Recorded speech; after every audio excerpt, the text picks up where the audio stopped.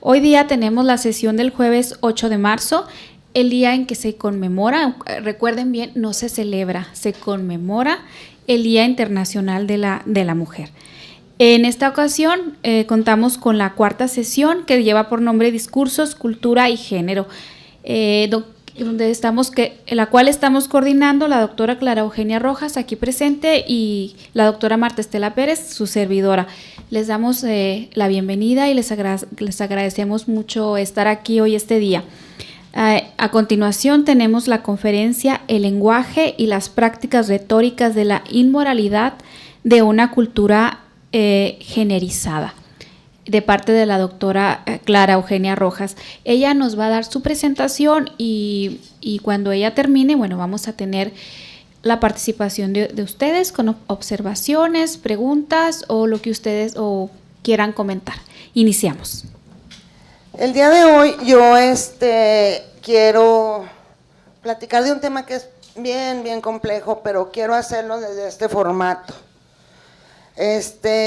Nosotras no pusimos conversatorio en la presentación porque yo comentaba con unos colegas que el conversatorio tiene una dinámica muy específica, una dinámica que se tiene que conocer y yo no conozco esa dinámica. Yo la dinámica que conozco es esta, de comunicarme directamente con ustedes y tratar de que mi lenguaje sea lo más accesible a toda la audiencia o a las audiencias. Entonces, sí tengo que dar un poco mi localización, no, si quieres yo la doy, Marta. Sí, no te apures, nomás para que me localicen de dónde vengo, o sea, en qué rama ando, ¿verdad? Yo soy comunicóloga en los 3 niveles. En mi licenciatura tengo una licenciatura en periodismo político por la UNAM, en la Facultad de Ciencias Políticas de la UNAM. Esto marca mucho mi epistemología porque yo estudié en los 60 en la UNAM siendo de un pueblo de Casas Grandes, eso ya te mueve así radicalmente. Ya en Juárez, ya de regreso, no a Casas Grandes, sino aquí a Juárez, hace 35 años que nos establecimos en Juárez. Y yo hice mi maestría en estudios de la comunicación humana en UTEP, aquí en la Universidad del Paso, en donde me especialicé, o mi énfasis fue en estudios culturales, un enfoque en estudio de la cultura. Posteriormente hice mi doctorado en la Universidad de Las Cruces, de Nuevo México en Las Cruces, y lo hice en retórica y comunicación. Entonces, de una comunicación textual me moví a una comunicación, al estudio de una comunicación pública. Y bueno, en esa rama más o menos ando. Y desde allí hablo. Bueno, desde allí hablo algunas cosas. Entonces, en este caso, yo voy a compartir con ustedes parte de mis reflexiones de muchos años, pero los voy a compartir desde una perspectiva feminista. Eso significa que voy a dar prioridad a las mujeres, ¿verdad? Y eso no significa, ¿verdad?, que odie a los hombres, que voy a excluir a los hombres, que esto, que lo otro, no, sino que voy a hablar de las mujeres. Y voy a hablar de las mujeres porque si bien se ha escrito mucho sobre las mujeres, están las bibliotecas llenas, hay muy poco escrito de las mujeres por las mujeres. Entonces a nosotras nos interesa conocernos. ¿Qué pasa con las mujeres? Porque sabemos qué pasa con las mujeres a partir de lo que se ha escrito de nosotras, desde otros, pero de lo que se ha escrito de nosotras, de las mismas mujeres, sabemos poco. Porque generalmente lo que leemos, la manera como nos formamos, las lecturas que nos dan, están escritas por los hombres. Entonces son los hombres los que, si uno ya revisa una currícula, se da cuenta, y más de licenciatura, que la mayoría de las lecturas que tienen, entonces pareciera como que las mujeres no saben, o no sabemos, y no escribimos, y no, ¿verdad? A las mujeres. Entonces, el lenguaje, yo quiero decirles que el lenguaje es la premisa sobre la que parten las reflexiones feministas. ¿Dónde estamos nosotras en el lenguaje? Empiezan las historiadoras, las literatas, a decir, ¿por qué no aparecemos en nosotras? Las historiadoras, entonces, las estudiosas del lenguaje, que son las lingüistas, las comunicólogas, las literatas, empiezan a estudiar los silencios en el uso del lenguaje de las mujeres. ¿Por qué no escribimos las mujeres? ¿Por qué no publicamos las mujeres? Y esto estamos hablando como por los 60. Se empieza un cuestionamiento entre las mujeres que dicen, ¿por qué las mujeres no estamos en la historia? Del uso del lenguaje en este caso, pero en la historia en general. ¿Qué pasa, no? ¿Dónde desaparecimos? ¿Y por qué desaparecimos?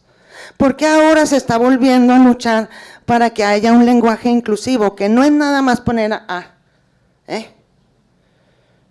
porque hasta eso se ha vuelto motivo de burla. Motivo de burla. Es todo un proceso de exclusión social, política, económica, cultural que representa esa A. Porque no nada más es, ay no, pues no está ahí en la palabra, ahí estás incluida, no. Una A significa esto. ¿Qué significa ser mexicana? Versus, ¿qué significa ser mexicano? ¿Cómo le abraza la vida a un mexicano? ¿Y cómo le abraza la vida a una mexicana? Pero no solo eso. Nosotras ya damos cuenta de cómo nos abraza la vida a quienes ocupamos posiciones de privilegio y a quienes no ocupan posiciones de privilegio. Entonces, una A es una historia enorme, no es nada más un signo. Después es importante el lenguaje. Les voy a pasar, ¿dónde quedó?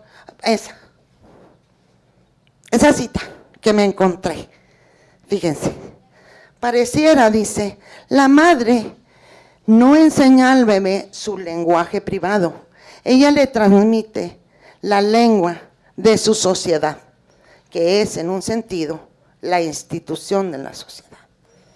Entonces aquí estamos hablando del lenguaje como una institución social, política, el lenguaje.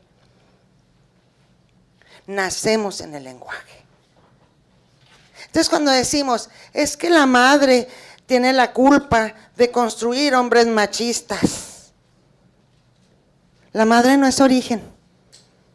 Esta cita no lo dice. Ahora esa cita podría ser una cita feminista, pero no lo es de Castoradis, de un sociólogo estudioso de la ciencia política, por eso me llamó la atención. Porque los estudiosos del lenguaje, hombres y mujeres, ya han establecido eso, que las madres no somos origen, somos solo un punto de articulación del sistema social. Entonces esa retórica, porque es una retórica, es un discurso persuasivo, ahora voy a hablar de esa retórica que la han mantenido allá como que un proceso que es nada más utilizado por los poderosos en la época de los griegos, no. Cuando la retórica se vuelve práctica social, nos persuade. Y nos persuade la cultura. Y nos persuade, pero nos persuade simbólicamente. No esperemos encontrar ahora, ¿verdad? Que no los hay, alguna vez los hubo, un orador que nos quiere manipular hacia el voto. Ya no existe esa credibilidad, ¿verdad? Ya no les creemos nada. Entonces, pero aparte no existen esos oradores ya. Porque se dieron en la antigua Grecia, porque no había escritura. Ahora no, las y los estudiosos, porque es un campo de estudio muy, muy amplio del lenguaje retórico, inician con el giro pragmático de los 60, 70 a estudiar la retórica como una práctica social.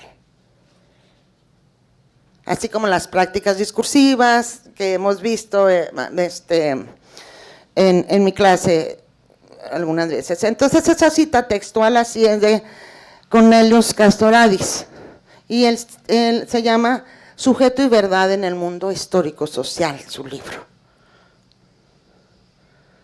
Entonces cuando les digan es que la madre es la culpable, no, la madre es una articulación, pero también lo es la maestra, porque el niño pasa a la maestra de kinder y luego pasa todos esos aparatos ideológicos del Estado, que es la escuela, la iglesia, son articulaciones, ¿verdad?, discursivas, y el lenguaje, en donde se va formando y desapareciendo la figura de las mujeres en el lenguaje.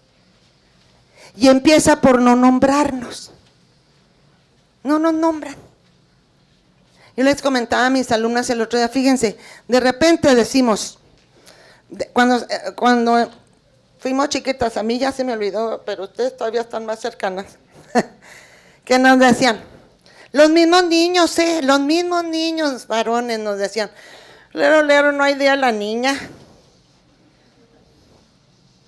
Y la niña iba con su mamá y le decía, mami, ¿por qué no hay día la niña? Y la mamá les decíamos, me incluyo, porque en aquel tiempo yo todavía no estudiaba todo eso. Ahí está así incluida, mijita. Y después dices, ¿cuál incluida? Si nunca estoy incluida en nada. Ni en el lenguaje, ni en esto, ni en lo otro, nada.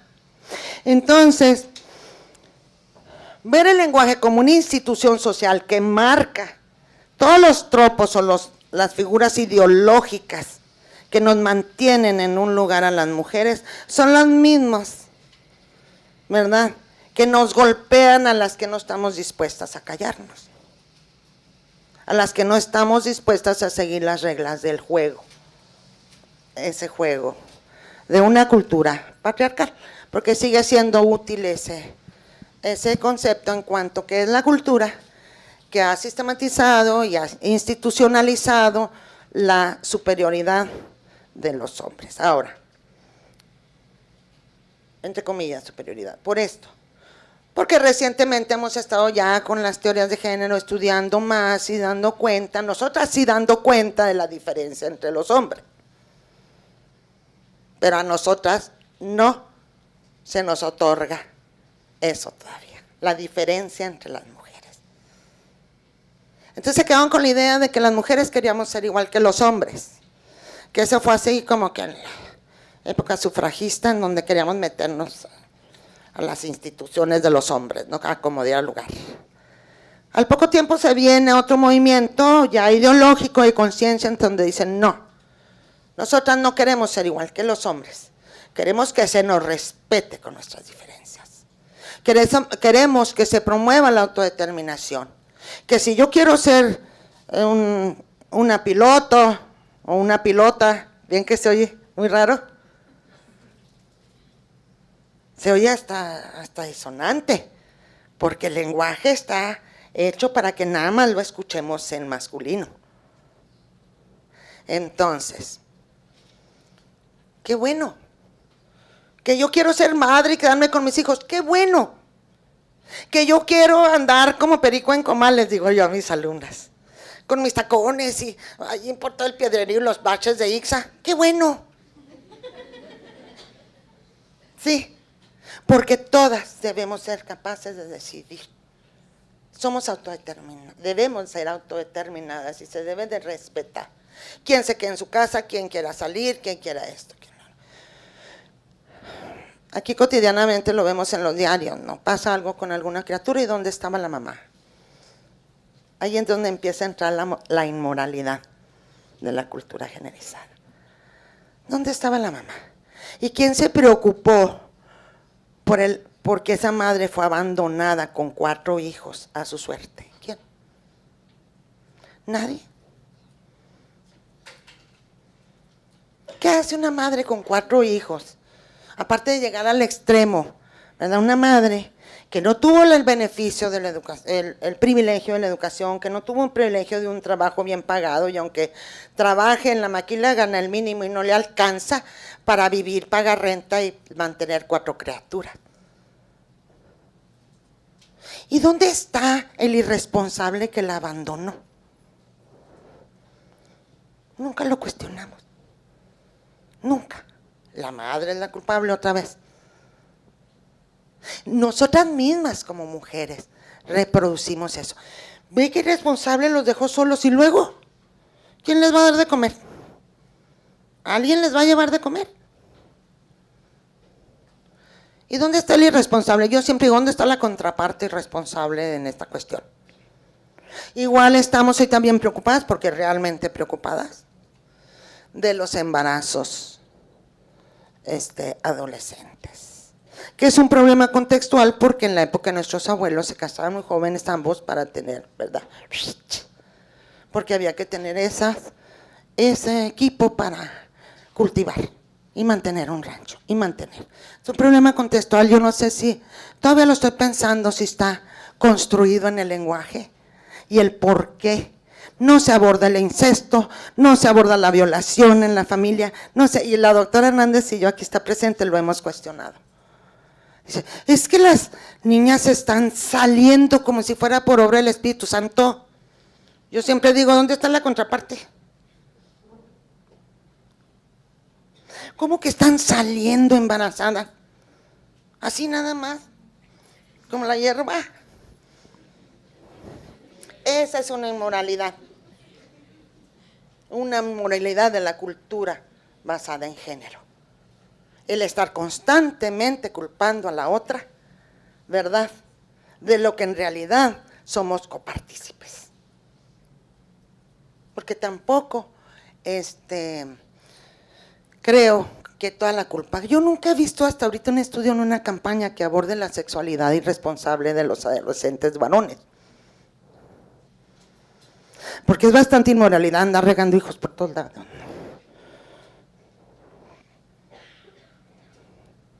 Vamos a yo me voy a ir con las preguntas que le llamamos retóricas. Estas preguntas son retóricas porque tienen la respuesta, porque está allí, está implícita la respuesta. Pero la respuesta de esa tiene que ver con la experiencia emocional de muchas mujeres. Tiene que ver con ese lenguaje que no nos ha quedado más que usar. Un lenguaje que le llaman agónico, agonístico, social, político, porque es el único reducto que le dejan a las mujeres. A las mujeres y a todas las minorías, estamos hablando de que ese discurso lo vimos en el caso de Ayotzinapa, que fue tan terriblemente inmoral, ¿verdad? Entonces es el único reducto que nos dejan. Nos van orillando, porque nuestro avance en las estructuras legales, sí, aparece, pero la cultura no cambia. Y si la cultura no cambia, de nada sirve que esté escrito en la Constitución, al menos en la nuestra, porque ya sabemos cómo andamos por allí. Pero bueno, se han hecho, dice, es que se ha avanzado. ¿Avanzado en qué?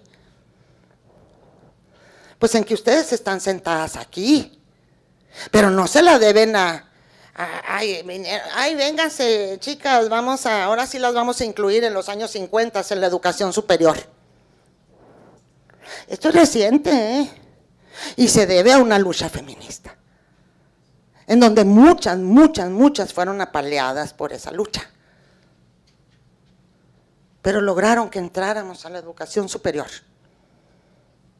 Y aquí estamos, luchando ahora dentro de la educación superior, por ser verdad, pero aquí estamos. No se la deben a un favor, tampoco votar, que ojalá no nos hubieran permitido votar nunca, ¿verdad? Yo soy de esa idea. Tampoco votar.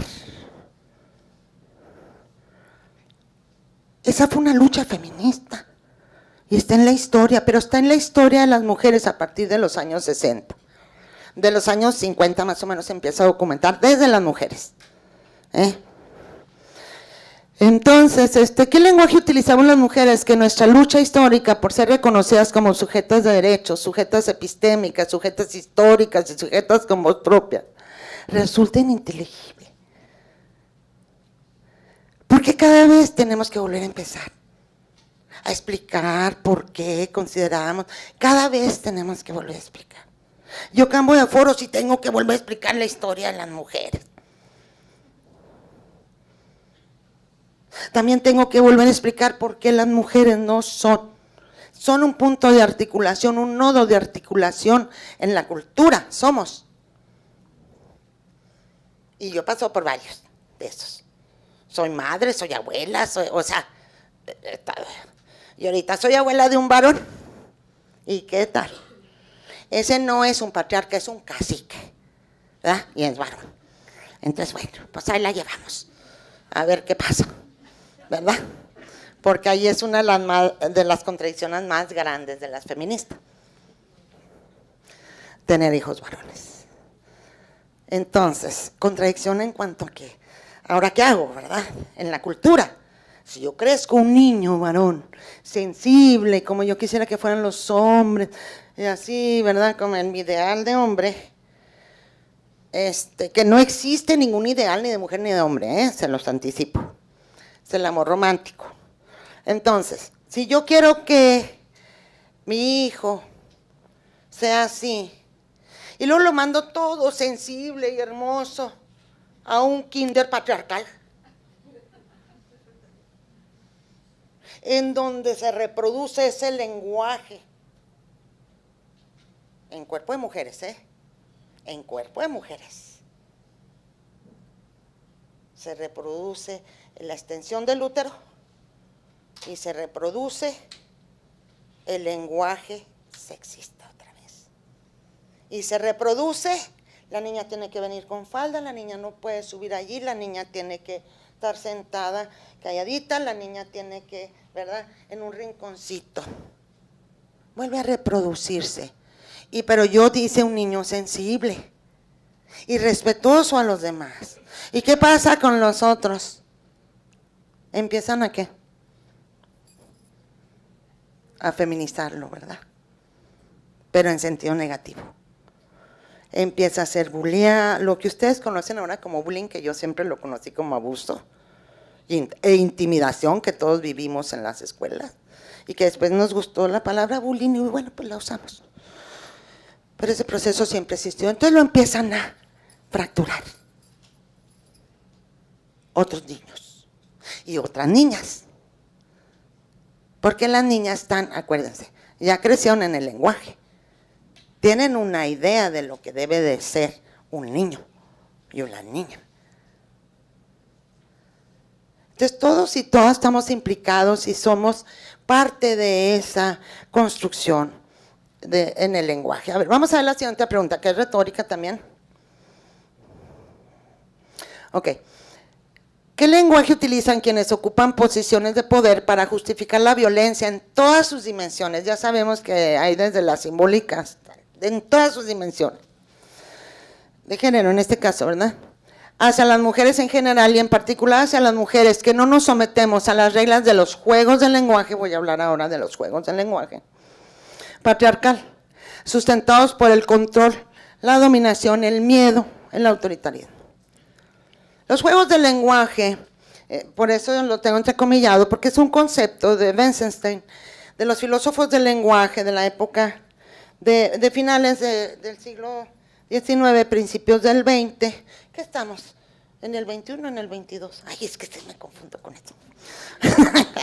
Bueno, el 21. Bueno, en el que estemos, pero ellos anduvieron por allá. Los filósofos del lenguaje estructuran casi todo, y le voy a entrar un poquito a la teoría, estructuran el cambio, ¿verdad?, la mirada hacia el lenguaje a partir de las aportaciones de Saussure, en donde Saussure, quienes han estudiado comunicación y todo eso saben, que él plantea esa división entre Parola y Lang, pero se distancia un poco de Lang, porque él y Levi-Strauss, porque ellos entienden que la cultura se está construyendo a nivel, ellos se van enfocando más y más y más a lo psicológico, se va construyendo en esquemas, que si bien hay códigos, pero en esquemas psicológicos, que las personas se encuentran esa negociación a nivel psicológico. Entonces, vienen otros como Wittgenstein, Heidegger, no se diga Nietzsche. Eso tiene la lectura de Nietzsche es obligada, con todo que era un misógino. Bueno, eso dicen.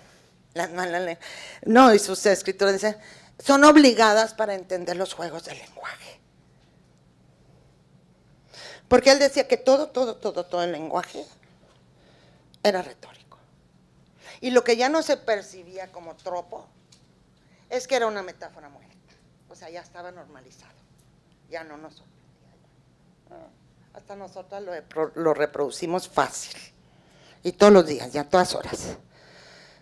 Entonces los juegos del lenguaje, Wittgenstein dice, muy parecido también, muy así en esas ideas del lenguaje como una institución social, ya en sus deliberaciones filosóficas, reflexiones filosóficas, porque Wittgenstein primero es un analítico y dice, primero en un primer libro que se hizo famosísimo, él habla de la estructura cerrada de un lenguaje. De repente se desaparece y regresa con las reflexiones filosóficas y dice, no, todo lo que yo había dicho está mal. Eso mismo pasó con Barthes, estructuralista, se regresa y se mete a los juegos del texto. Y entonces rompen, y también rompen con muchísimos seguidores. Pero a veces se dice, es que vivimos en los juegos del lenguaje. Entonces, los juegos del lenguaje marcan esas posibilidades de negociar, de oponerte, de resistirte, porque tú, bueno, mujeres como nosotras, ya académicas, quizás sí tengamos ya la decisión de saber a qué juegos del lenguaje le entramos y a cuáles no. Pero cuando eres más pequeña, estás completamente dentro de los juegos del lenguaje, de lo que se vale, de lo que no se vale, de lo que es ser jovencita, de lo que es ser libre, de lo que es ser puta, de lo que es ser esto, de lo que… Esos juegos del lenguaje vienen los aprende uno en la casa, en la escuela, en la iglesia, los aparatos ideológicos que hablaba Althusser, y los medios. O sea, de veras es terriblemente complejo. Apenas yo saco un hilo, dos, y nunca lo termino porque está cambiando, la cultura cambia constantemente. Entonces la manera como nos expresamos cambia.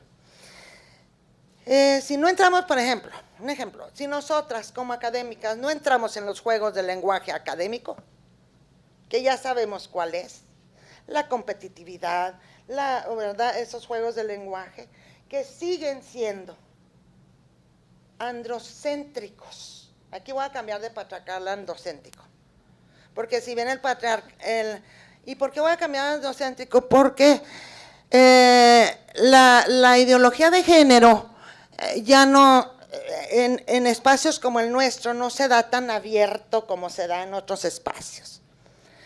Se da de una manera tácita, de mucho lo que han escrito algunas académicas sobre los micromachismos, ¿no? De una manera tácita, a través de la exclusión, de darle más ventajas a un grupo que a otro, de crear enemistades, de todo eso se va dando. Cuando tú reconoces eso, puedes entrarle a los juegos del lenguaje y te aceptan, pero bajo esa condición. Que vas a trabajar una condición implícita, no es así como que pero te vas a portar bien y no vas a decir que no, y no te vas a rebelar y no vas a contestar. Pero eso está implícito.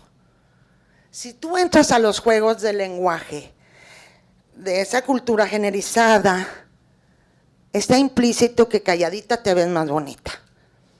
En el momento que dices que no quiero ser tu tapete, vámonos fuera. Es una problemática, está loca, histérica, aparte está vieja, ¿verdad? Trae problemas de menopausia.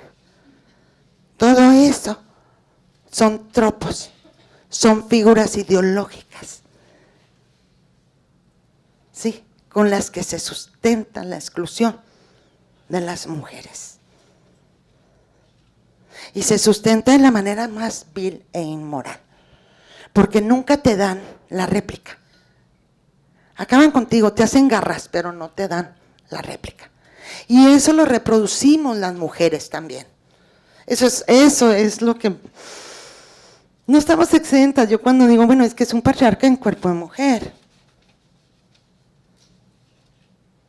Porque reproducimos, porque nosotras en la casa, en la familia, se nos enseña, y no a través, no nos alecciona, no es un adoctrinamiento, es a través de las prácticas. Acuérdense, bueno, algunos colegas aquí que han leído a Bourdieu, a Pierre Bourdieu, que dice que es en el hábitus, a través de la práctica, que vamos nosotros encarnando, bueno, nosotras, las feministas decimos encarnar, ellos dicen corporalizar o interiorizar, vamos normalizando esas prácticas.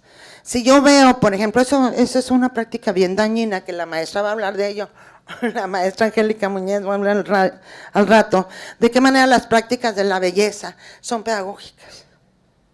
Si yo veo que mi madre, en paz descanse, ¿verdad?, antes de salir, se maquillaba de pe a pa y ponte esto y no te combina. A mí me marcó el cuerpo mi mamá de una manera. Siempre a dieta, siempre que eso no va, eso es de invierno y no va con los zapatos. Los zapatos blancos, así les digo yo a mis hijas. Como decía tu abuela, mija.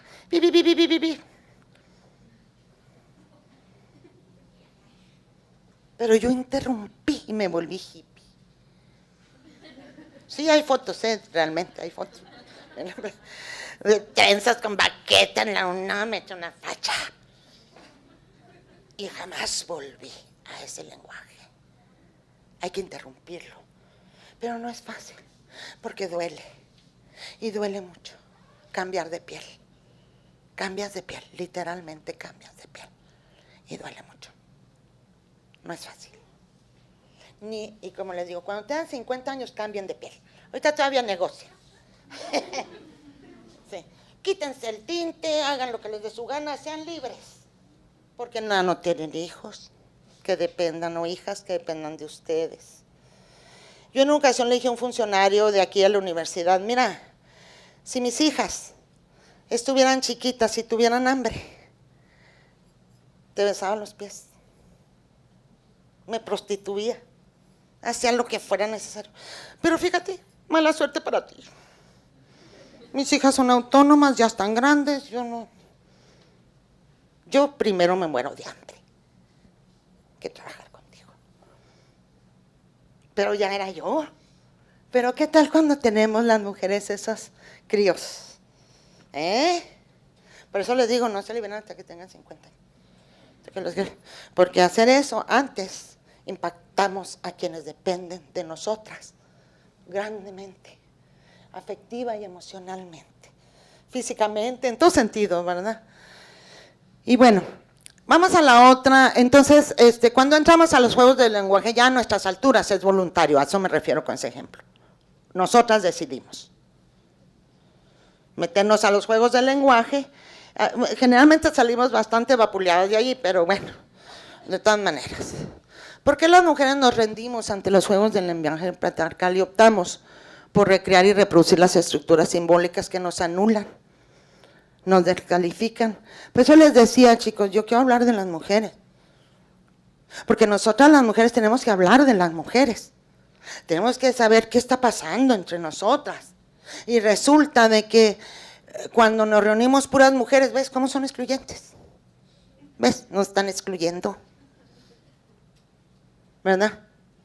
Y cuando nosotros queremos ser parte de esos grupos de hombres, de puros hombres, las carnes asadas, así, decía la maestra Dora Aguilar en aquel tiempo, decía, es como cuando salían de cacería, ¿verdad? Y traían y hacían la cocina de los hombres, la carne asada. No, puros hombres.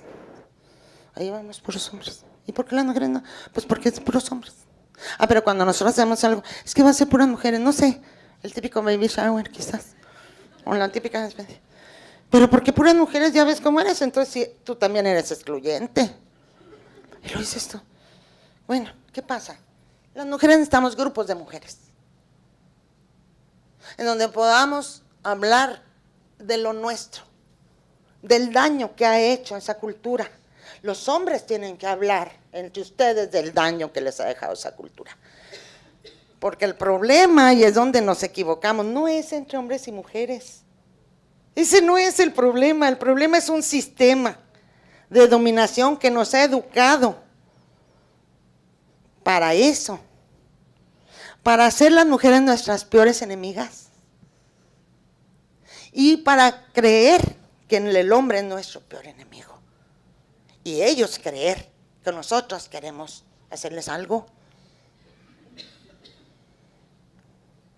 Es un sistema. Entonces, cuando entramos a estudiar el género sin la perspectiva feminista, nos quedamos en un nivel muy superficial en el de la política de las identidades, que es muy necesaria para entender desde dónde nos posicionamos el género, pero no desmantela el sistema de dominación, nunca. Ay, nos explotamos, ¿verdad? No, yo soy... Y es una posición de sujeto muy importante para ver desde dónde hablas, desde dónde vienes y dónde puedes participar, pero hasta allí. Se queda a nivel individual, a nivel psicológico, el concepto de género fue muy utilizado antes de que las feministas lo utilizaran en los espacios psicológicos como un rol de personalidad.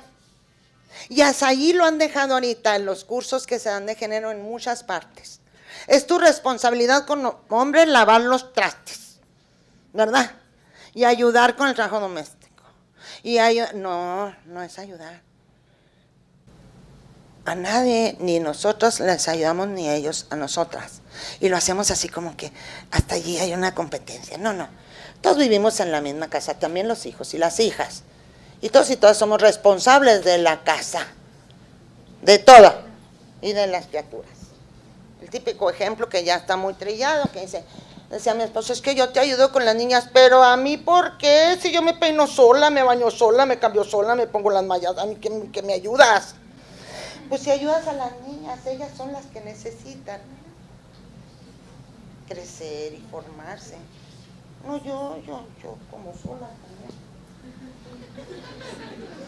Se ríe, bueno, es que ya somos mayores, mi esposo y yo, pero luego le hace, ay, pues ¿en qué me ayudas?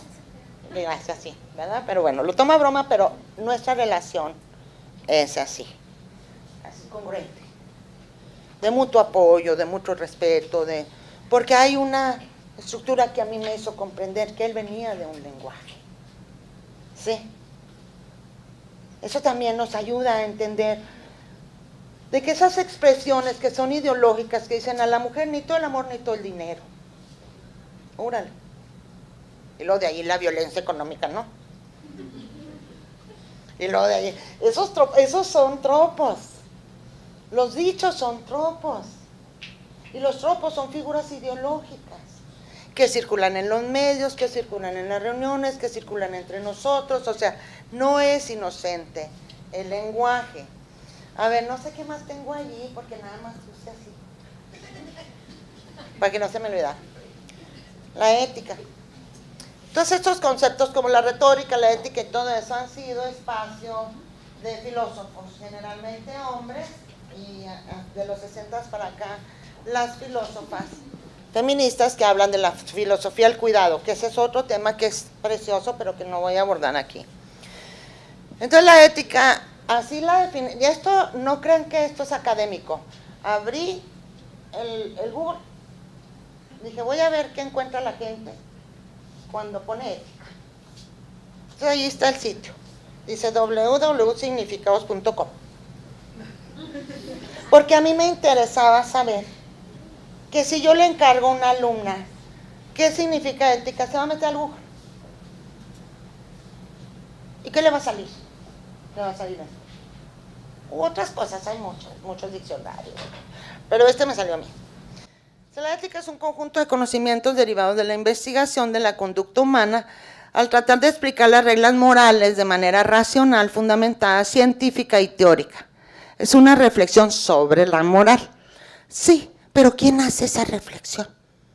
¿Cuándo se hizo y dónde la hacen? Pues en la academia generalmente, ¿no? Los académicos, los filósofos, allá en las Torres de Marfil.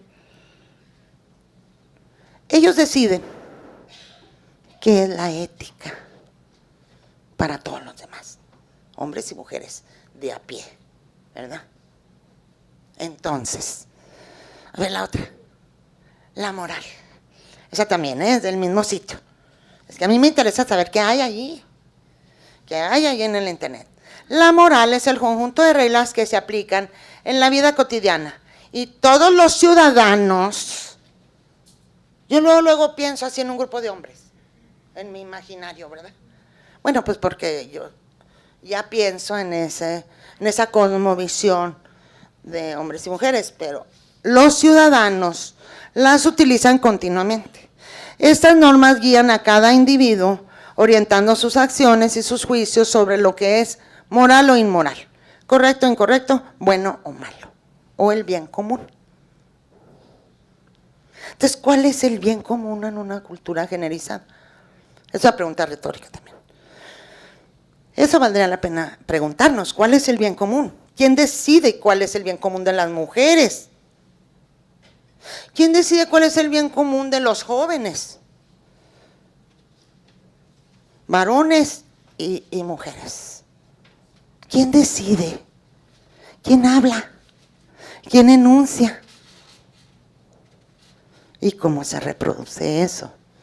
A ver, ahora puse los valores éticos, fíjense, esos son los valores. A mí me preocupa mucho cuando dicen, van a dar valores en la escuela. Digo, ¿de quién? ¿De quién, por favor? ¿De quién son esos valores que van a dar allí?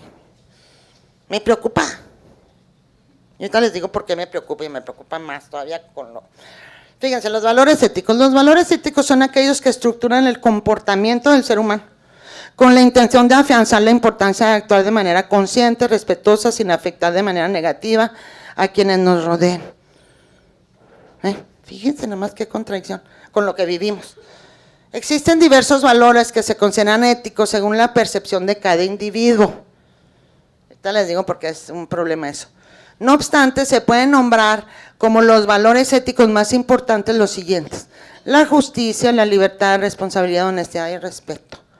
¿Cuál justicia? ¿La justicia de quién?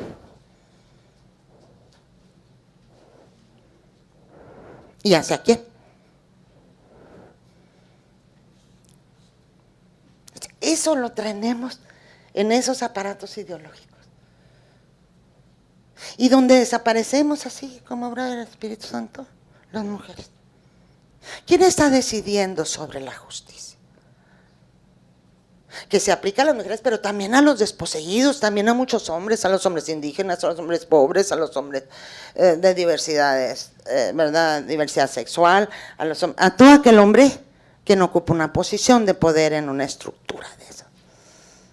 O sea, yo no me olvido de ellos. Lo que pasa es que yo pienso que las mujeres tenemos que repensarnos para ver cómo podemos apoyar a esos menos favorecidos, como mujeres fuertes, como mujeres con un lenguaje incluyente, como mujeres que podamos en realidad tener una plataforma ética, construir una, y sí se está reflexionando, si la buscan las filósofas de la ética del cuidado, es otro boleto. Estas ya tienen las prácticas éticas, ya están hablando de prácticas, ya no es esa idea abstracta de lo que es justicia, no. Hay bienes, hay males también, hay daño, hay injusticia. Y bueno, vamos a ver la otra. Yo esto lo bajé de Facebook, yo soy muy amante de estar bajándola, porque estoy en el lenguaje cotidiano, entonces tengo que saber qué se está hablando y cómo se está hablando. Ustedes no sé si vieron eso. Es de un sitio que yo tengo, Spanish Revolution. Y está, tiene su, nomás que se le borró, no sé por qué se le borró, yo creo que al bajarlo nomás le bajó el cuadro. Y dice, la lengua castellana no es machista, ¿qué va? Y esto sale a raíz, me da risa porque la verdad es que yo se me hacen tan ridículos, pero para mucha gente no. Es la Real Academia de la Lengua Española, que dice, no está de acuerdo con que utilicemos esto. ¿Y a quién le importa? Si el lenguaje está vivo, el lenguaje está cambiando, el lenguaje aquí en la frontera está vivo.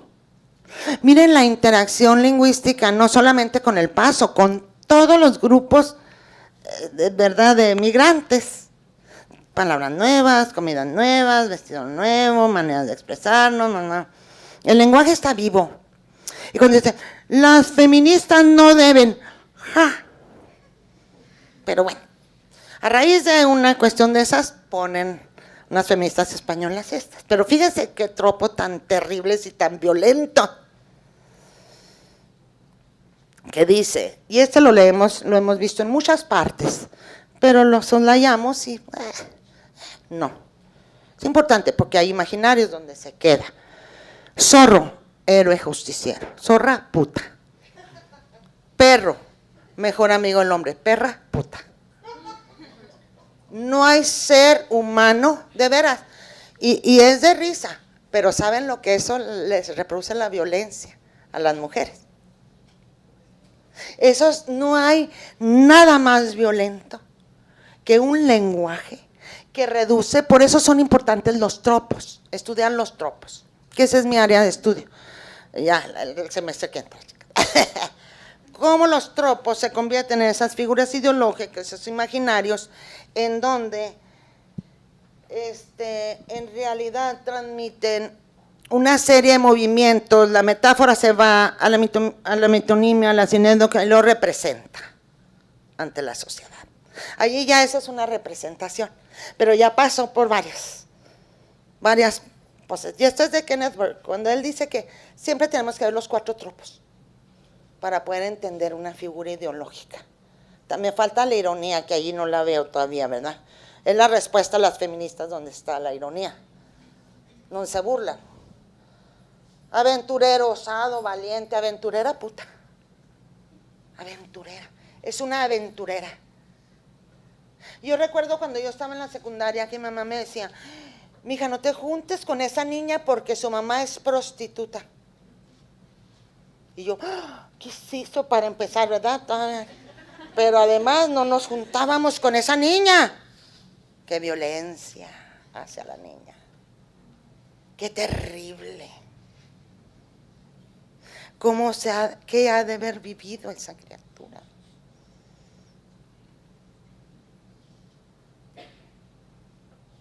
No es inocente el lenguaje, siempre les digo, el lenguaje. Acuérdense que estamos hablando de un lenguaje en el sentido más amplio. El simbólico, el corporal, o sea, el lenguaje no es nada más el habla. Es como veo yo a Marta. ¿La puedo ver así o la puedo ver? Así. Le puedo transmitir todo con mi cuerpo, pasarla y verla así, o afablemente, o todo, el cuerpo habla, el cuerpo tiene un lenguaje, no nada más el habla, pero bueno, ahí están yo me quedé asustada, yo dije, qué barbaridad, y esto circula en Facebook, y alumnas me han dicho la violencia que reciben en Facebook cuando se atreven a decir que son feministas. Es una violencia, pero de las mismas mujeres. Entonces, ¿ya ven por qué las mujeres tenemos que hablar? ¿Ya ven por qué las mujeres tenemos que hablar y sacudirnos esas cosas? Porque ¿cómo queremos hacer un cambio si seguimos reproduciendo y lo reproducimos de una manera natural? Entonces, fíjense, y ahí le puedo seguir, no sé si alcancen a leer, se los leo, yo no tengo ningún problema. Dice, cualquier fulano, mengano, sutano, cualquiera, puta.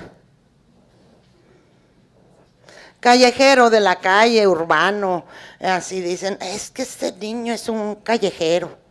Que gane esa niña es una callejera, es una puta. Y luego, hombrezuelo. Hombrecillo mínimo, pequeño. mujerzuela puta, hombre público, que ese es donde entramos las académicas, las políticas, de todas las gentes que andamos en este chisme de tratar de hablar en público. Mujer pública puta. Y luego hombre de la vida, mujer de la vida, sí, mujer de la vida galante, mujer de buen carácter, decía mi madre. Tenía muy buen carácter. Ahí que está el eufemismo, o sea, el no decir las cosas como, no, sino darle esa vuelta, jugar con ese lenguaje. En la familia hay muchos juegos de lenguaje y no nos percatamos de ellos porque están naturalizados. Entonces, bueno, puto, homosexual. Puta, puta, pues puta, ¿verdad? Pero ya es bastante ofensivo que le digan a un hombre homosexual puto. ¿Se fijan cómo ahí ya se va acercando a la feminización? Cuando feminizas algo, lo devalúas. Inmediatamente. Ya cuando hablamos del hombre gay, del hombre homosexual, lo empezamos a feminizar, por lo tanto, lo empezamos a ¿qué? A devaluar en el lenguaje. Por eso es puto, igual que las mujeres. Si no, diría allí, un hombre que le gustan los hombres, o que tiene una preferencia sexual hacia los hombres, si se le respetara al hombre femenino. Porque el lenguaje también juega esto. Una cosa es el hombre femenino, y otra cosa es el hombre feminizado. El hombre feminizado es un acto violento en el lenguaje, no el hombre femenino. El feminizado es un acto de interpelar, ¿verdad? Que lo veíamos en mi clase el otro día, la manera como interpelamos, posicionamos socialmente. Y luego, bueno, mujer de la vida dijimos, ¿verdad? Bueno, pues, héroe, ídolo. Heroína, una droga. O sea que si yo digo heroína, el imaginario, se van a la heroína que se inyecta.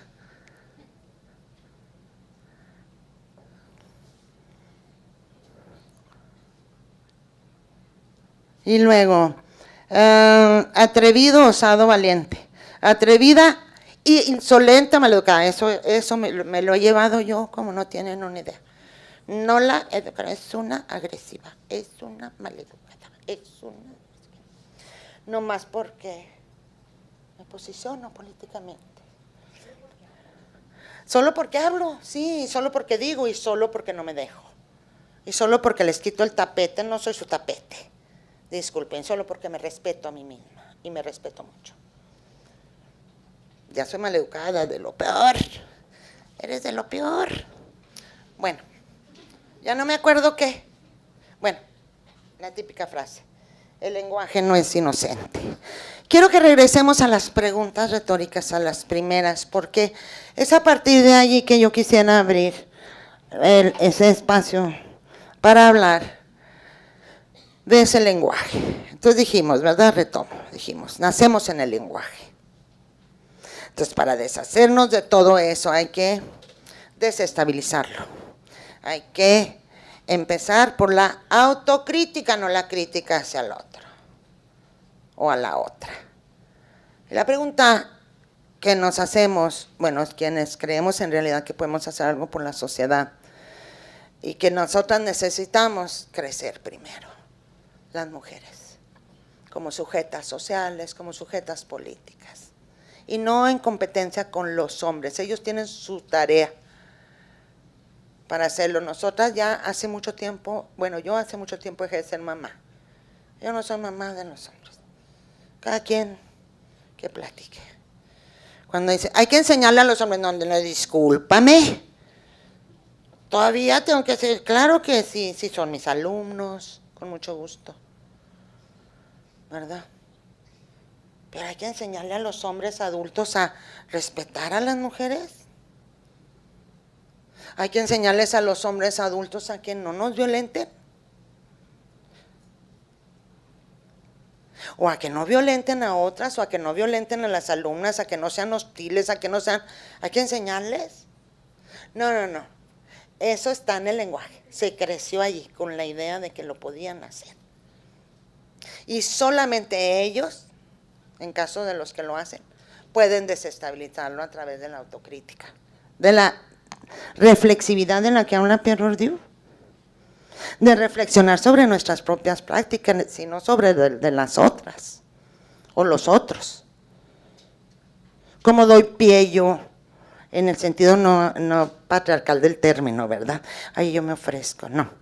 Sino cómo participo activamente en la opresión de otros, de otras y de mí misma. No somos inocentes en el lenguaje tampoco. Llega un punto en que tú dices, le entro a los juegos del lenguaje. Pero bueno, muchas gracias por estar aquí. Hay que reflexionarnos desde el lenguaje, a ver cómo nos ha colonizado esos juegos del lenguaje, verlos, les invito a leer. Bueno, no hay que leer a Wittgenstein, ¿verdad? Que está horrorosamente, lo leemos alrededor y luego le entramos.